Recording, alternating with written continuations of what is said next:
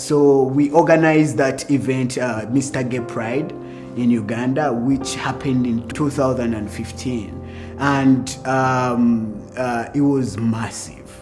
It was beautiful. Culture, I can take you there. Culture, everyone is so happy. Everyone is wearing their culture, wearing whatever they feel like. Everyone is in their own bodies at the time. But then in 2016, when I had to give out my crown as Mr. Gay Pride, the police raided the event, and we don't know who sneaked and told security and authorities about our event, but they raided the event August 2016. I can't forget the day how police came in and just arrested, beat up everybody. The trans women, they pulled out hair into trans women's head. They could just beat you with the guns, with batons. They beat you anywhere they want. And at that time I was on the stage when they came in. There were some Europeans, white people at the event, capturing the event, the way they were treated. They were literally, harassed. Now, the sad part of that date where we had the event, it was only one exit, one entrance. And it was on the top floor. That was the 6th floor of the building. So when they came, we had nowhere to run to or to hide, except the toilets or whatever, and they came fetching everybody. They came, pulled everybody out. They deployed so many of them and just pushed everybody in the corner. So everyone was sitting in the corner. You're not allowed to stand up.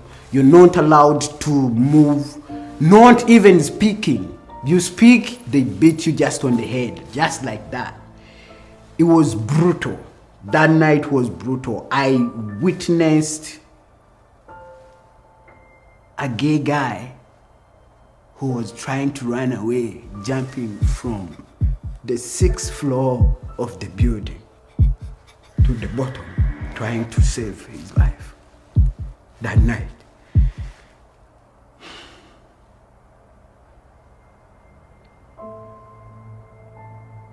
I was personally arrested with other activists. They took us to the police cell, but locked us up. Before locking us up, they undressed us, said to find if we were male or female, and then put you in a cell they actually want. So the process of them undressing us to check if we were men or women, it didn't matter, because they could just throw you where they want you to be thrown and ask people who are there to do whatever they want to do to you.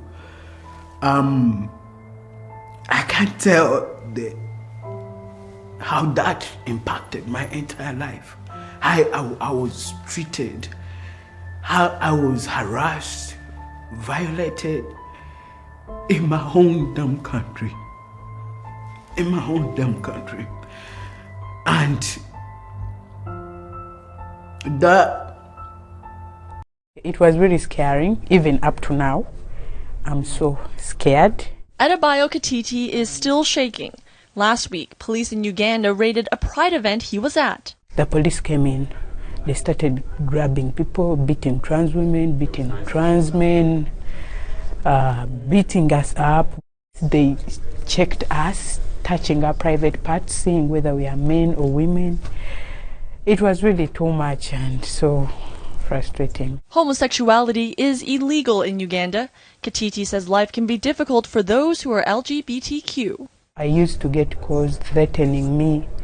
You're a gay person, you are promoting homosexuality, the moment we get you, you see. Katiiti is in Edmonton for the International Gay and Lesbian Aquatics Championships. The transgender male swimmer shared his story with a panel and praised Canada for being open-minded. I feel safe and free Yes, when I'm here in Canada. Transgender man who came to Edmonton for a competition this summer can now call the capital region home. We first brought you a story in August, a swimmer who faced persecution in his home country of Uganda for sexual orientation. Julia Wong brings us this update. Adebayo Katiiti came to Edmonton in August to swim. The Ugandan transgender man competed at the International Gay and Lesbian Aquatics Championship.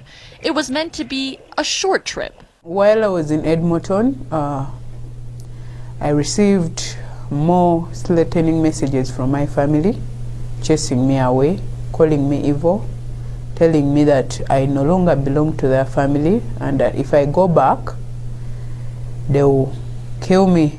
Homosexuality is illegal in Uganda. Days before coming to Edmonton, Katiiti had been beaten and arrested for participating in a gay pride event. They checked us, touching our private parts, seeing whether we are men or women.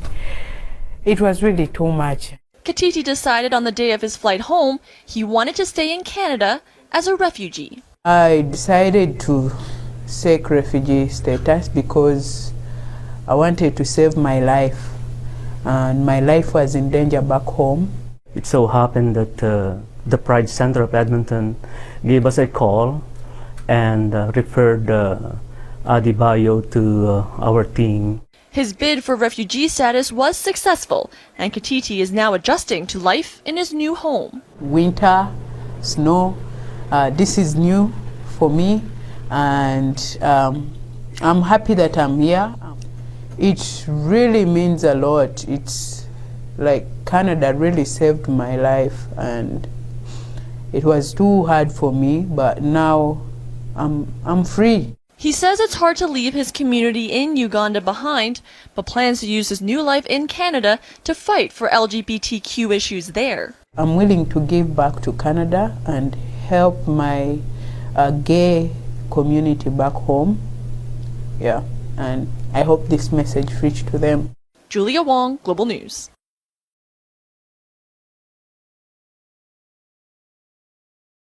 We want you to know the stories. Perhaps some of you have lived a privileged life.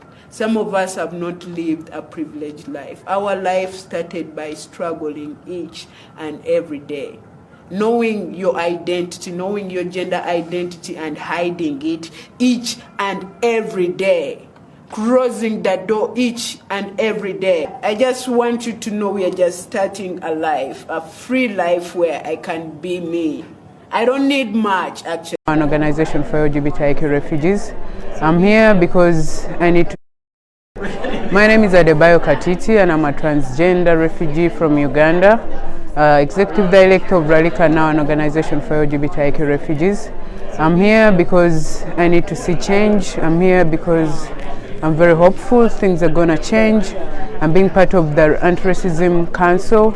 It's going to help pave way, give life for each and every Albertan, whether refugee, LGBTQ, immigrants. We are all equal and we are all free. And every single life matter, regardless of their gender, age, life, parental background, history background, or where they come from. Yes!